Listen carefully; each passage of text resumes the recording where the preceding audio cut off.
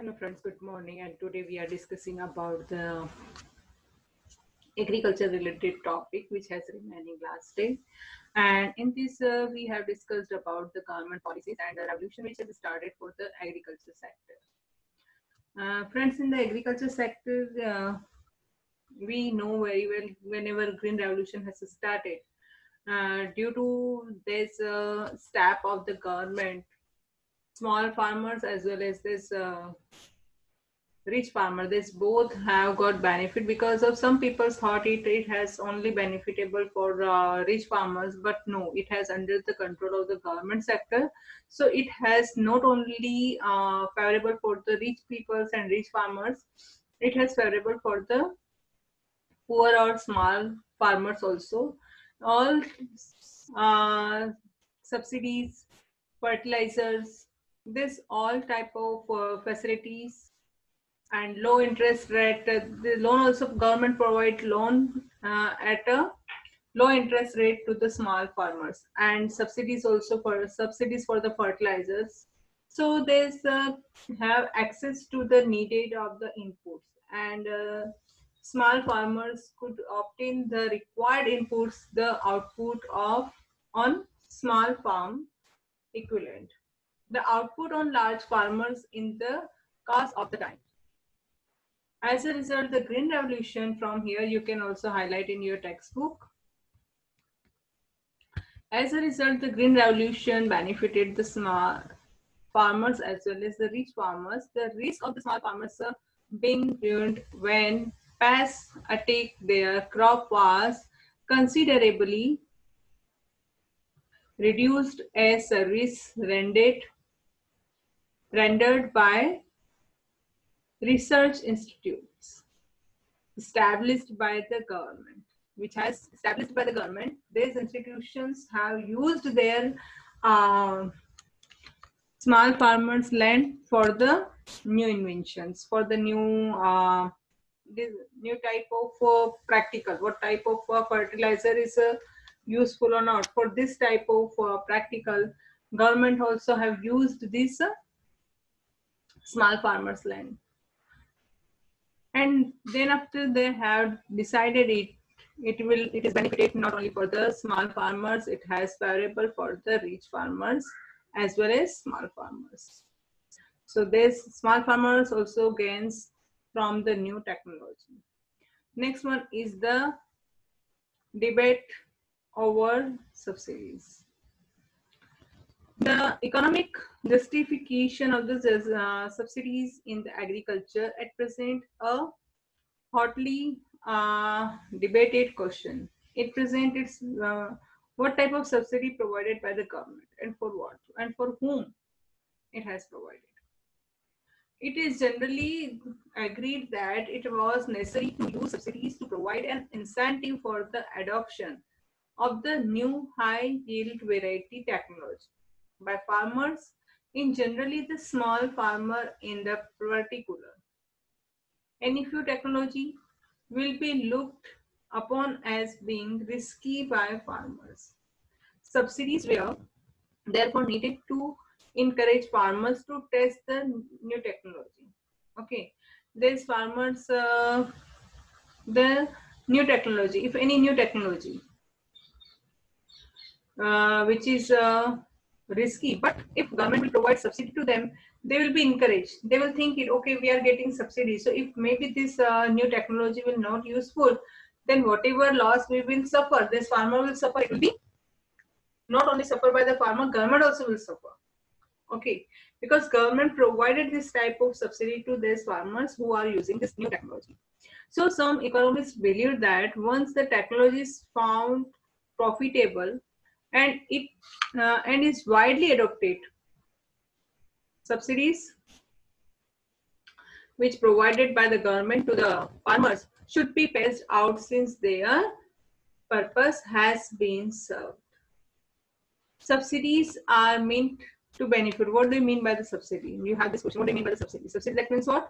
Subsidies are meant to benefit the farmers, but a substantial amount of fertilizer subsidy also benefits the fertilizer industry and among farmers.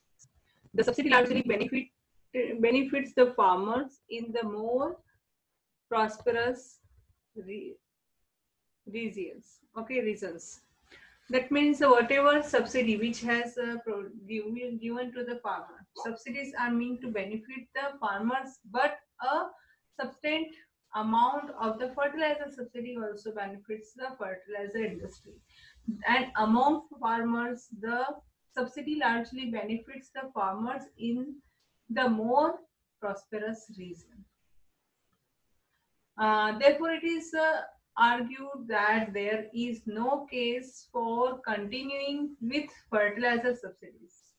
It does not benefit the target group, and it is a huge burden on the government finance.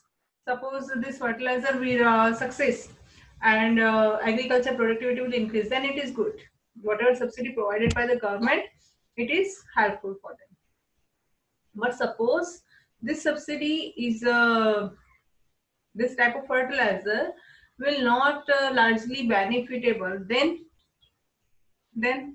a huge burden on the government finance, because government has this subsidy, government provided this subsidy to farmer, so this farmer will get benefit, then it's okay. If farmer have not got benefit, then this subsidy will be not only will create negative impact to the farmers, it will be create negative impact to the government's finance also, because of a huge burden will be on the government finance. On the other hand, some believe that the government should continue that with agricultural subsidies, because farming in India continues to be a risky business.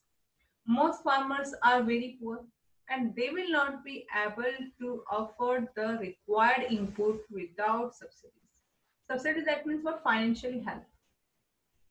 Okay, by machines, by tools, by fertilizers, by new technologies, by new seeds, pesticides, hybrid seeds, like that.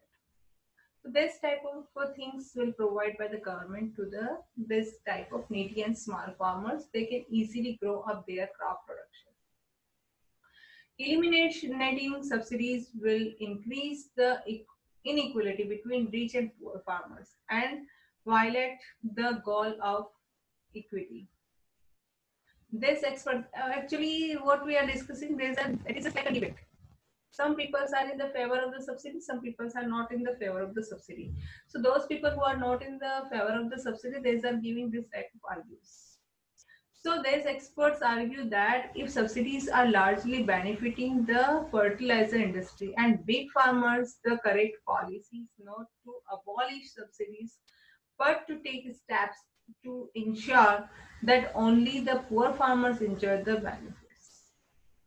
Okay, who will get the benefit? Only poor farmers, not this rich farmers, because they will not get the subsidy. Thus, by the late 1960th century, Indian agricultural productivity had increased sufficiently to enable the country to be self-sufficient in food grains due to the Green Revolution.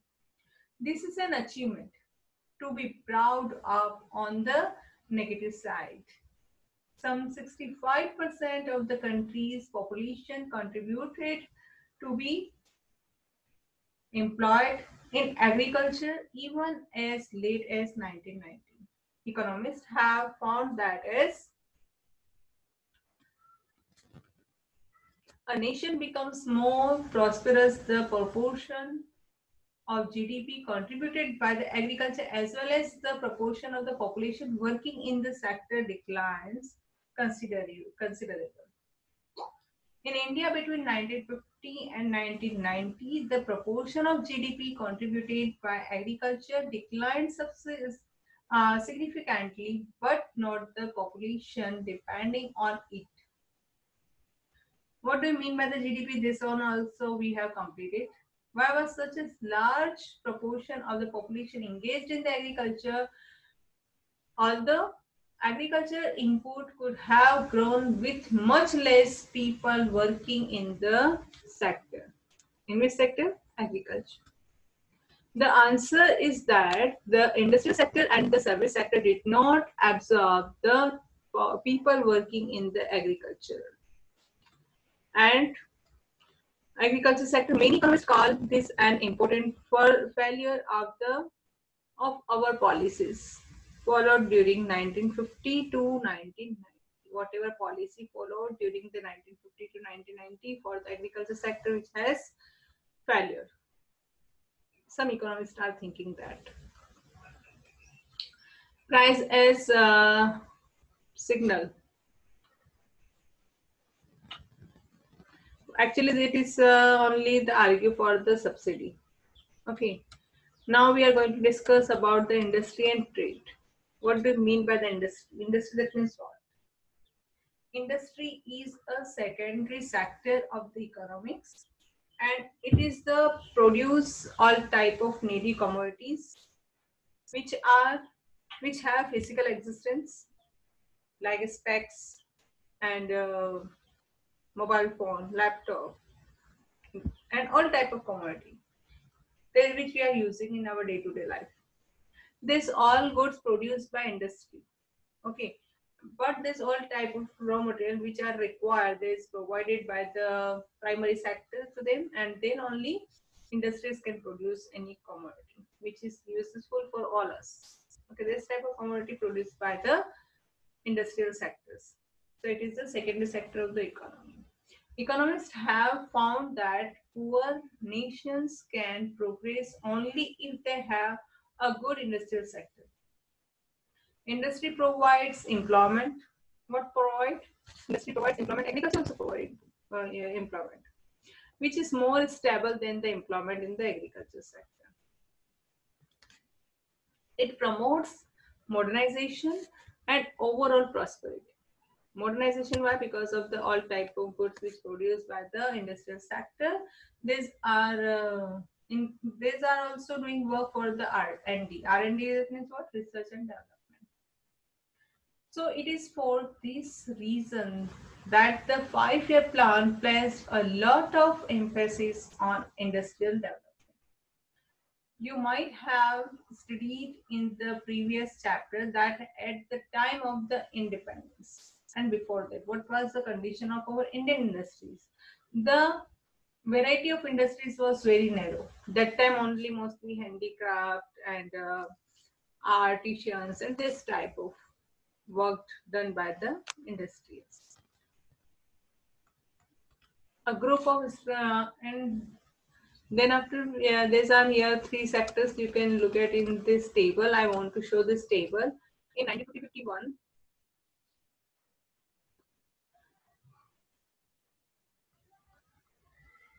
agriculture sector has 72.1% population engaged for the work, and but in the 1990-91 it has dependency on the agriculture sector has only 66.8%. Dependency on the industrial sector in the 1950-51 has 10.7%, which has rose by 12.7% in the 1990 to 91.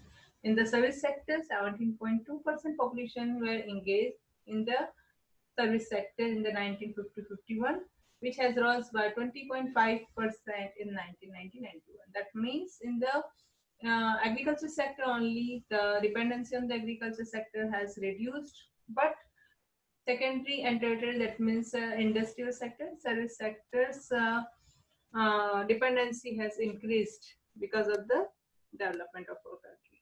So largely confined to cotton textiles and jute before independence. There were two well-managed iron and steel farms, one in the Jamshedpur and the other in the Kolkata. But obviously, we needed to expand the industries base with a variety of industries if the economy was to grow. And for that purpose only, our country's industries increased their production varieties and established new industries after independence. Public and private sector in the Indian industrial development. the big question facing the policymakers was when policymakers started to start a new policy from 1951. Our new policy has started. So that time they have a big question for this: what should be the role of the government and the private sector in the industrial development? They have a big question for the policymaker. What type of role played by the government sector and private sector? So at the time of the independence, Indian industrialists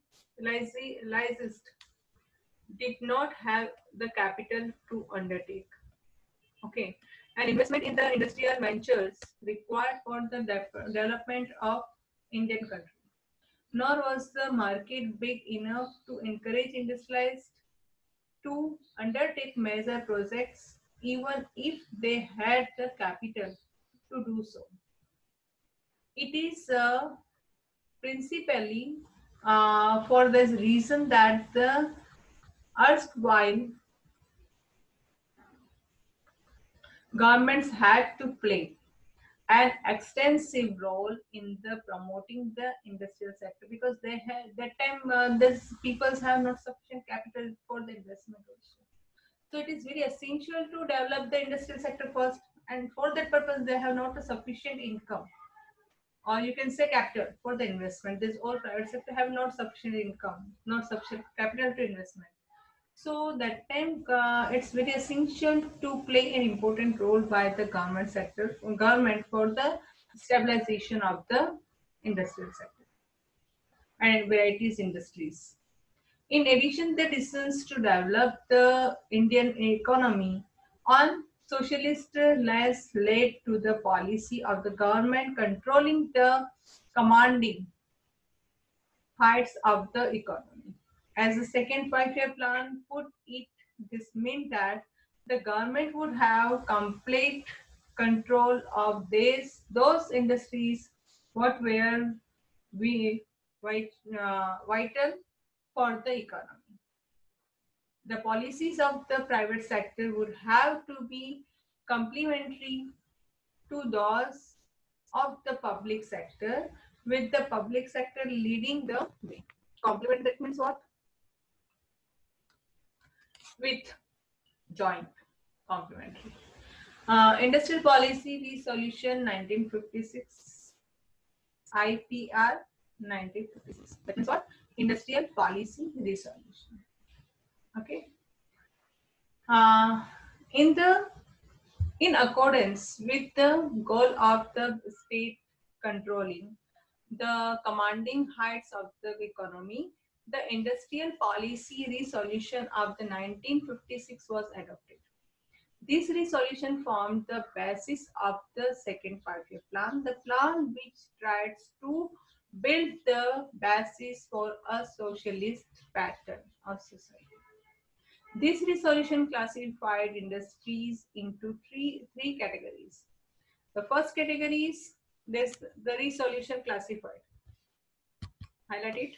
The resolution classified industries into three categories. The first category comprised industries which would be exclusively owned by the government.